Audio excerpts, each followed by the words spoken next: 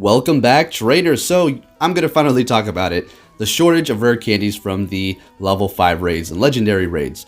So what is going on is you're just not getting as many. I noticed the decline of rare candies for rewards in the legendary raids, specifically when the super effective week did take effect. After that, it kind of shifted the rare candies from giving them out in the legendary raids, tier 5 raids, to the tier 3 raids.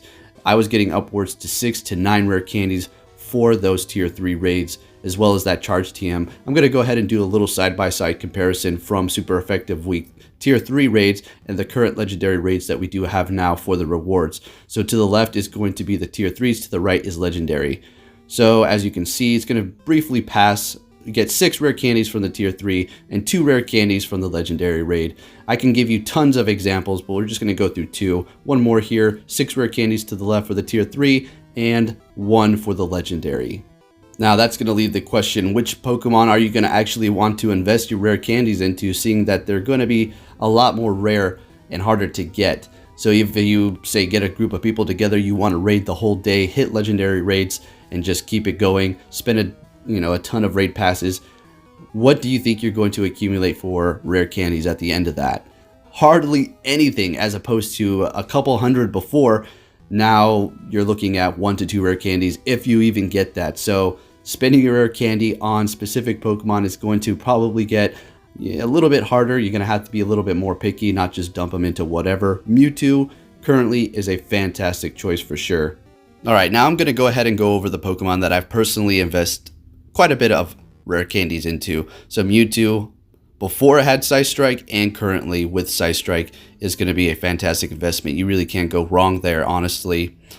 Taking a look at a Kyogre, I mean, that's going to be neat. Yes, it will receive some sort of exclusive move in the future, but right now, it is a great water type attacker. You also have Garchomp. You also have Groudon as well, but Garchomp is going to be that luxury. If you're looking to go up against electric types, it does great. It probably will get a community day. And then you have Rayquaza. Of course, it's going to be on top of the damage output for all the Pokemon, as well as Mewtwo with Psystrike. Then moving down the list here, let's see, what else have I invested in? I put some rare candies into the Metagross here. We did have that community day, so I didn't really have to put too much.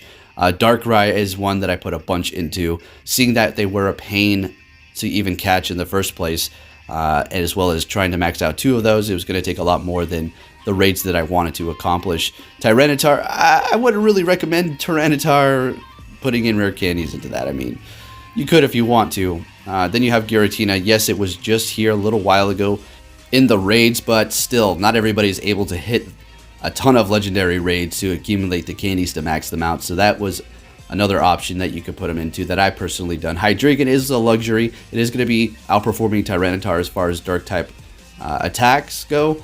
It's not going to be able to last as long in the fight, depending upon what you're going up against. Raikou, another good option here. Thundershock, Wild Charge, it is a fantastic electric type attacker, although you can go with Electivire simply by hatching or catching Electabuzz. Moltres, fantastic fire Pokemon. I put rare candies into that. I put rare candies into every legendary, to be honest, but ones that I've really heavily invested. Rampardos, I have put a lot into this. I have a lot of candies now because I've continued to hatch them personally. So Chandelure, that was one that I put a whole lot into, especially purchasing that secondary move and maxing out 2 personally. So yeah, put a lot in there, as well as the Drillburt.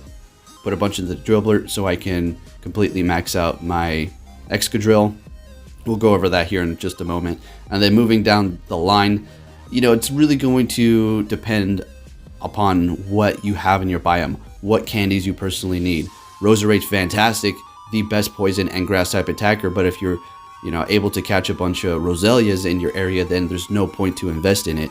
And as we go down the line here, there's a lot of fantastic Pokemon, a lot of repeats here. Oh, here's one, Lucario.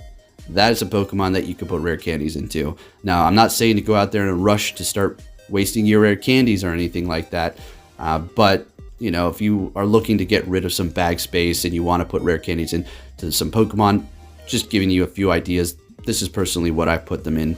Now, if we go all the way down to Gen 4, seeing that, some of them are not as abundant, I think pretty much Drillburt and Excadrill are going to fall under that line, as well as Chandelure. Also, Ferroseed and Ferrothorn are going to be kind of rare. We had those in the raids, but still they're not in the wild all over the place. Golett is another Pokemon that you could possibly put your rare candies into. And then, of course, the Spylus. If you're a PvPer purchasing that secondary move, it's not like we're all out here hatching a ton of them. I have a secondary move on both of those, 75,000. We just talked about all my secondary moves, and these fall under the line of those expensive ones there. But it's worth the investment if you're looking to have fun. Alright, so we're going to be taking a look at Metagross going up against Terrakion in snowy weather, just like I said I would bring you guys yesterday. So, basically we're going to go through the raid hour here and just do as many as we can. Now, I don't have a complete team maxed out with Meteor Mash for Metagross. I have 4 of them and then 1 powered up pretty high. I could simply power them up some more. I have the Stardust, I have the candies for them. I just haven't done it yet. I should probably get on it, including a 100, which I don't know why I haven't done this yet.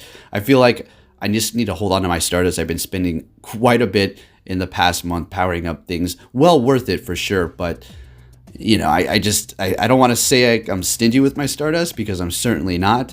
I just don't feel like it's completely necessary right now, seeing that we're able to do this. But they performed absolutely magnificent, better than the Mewtwo's.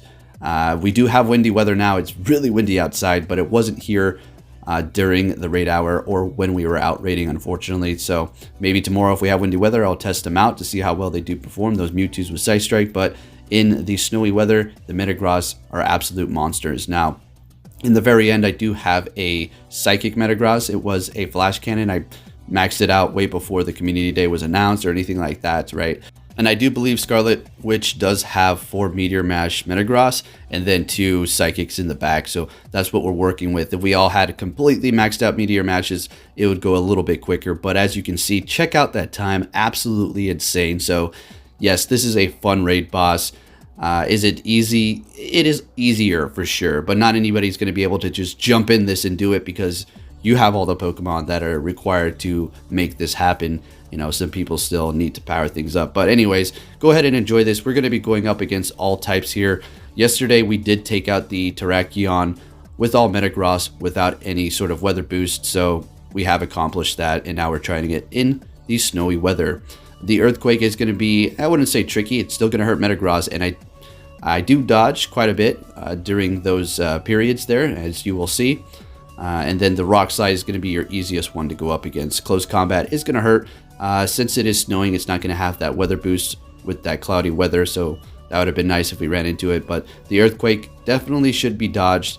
At least a few of them, as you will see, be able to last through the whole duration. We do have a couple Rock Slides here. So anyways, with that said, trainers, if you enjoyed this video, please give it a big thumbs up. Don't know what in the world is going on with the rare candy situation. I really can't say too much about it. I could go on and complain and everything, but honestly, guys, there's too much going on in my life to worry about the rare candy drop rate. I did want to bring it up and let you know that yes, it is an issue, so you guys can discuss it and I can get the word out so people who are not really on social media understand it's not like their game is broken or something or they're getting punished.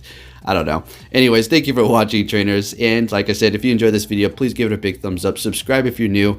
Now sit back and enjoy all of these Metagross duos in snowy weather. Grab yourself some broccoli, some beets, maybe some prune juice, you know, adult snacks.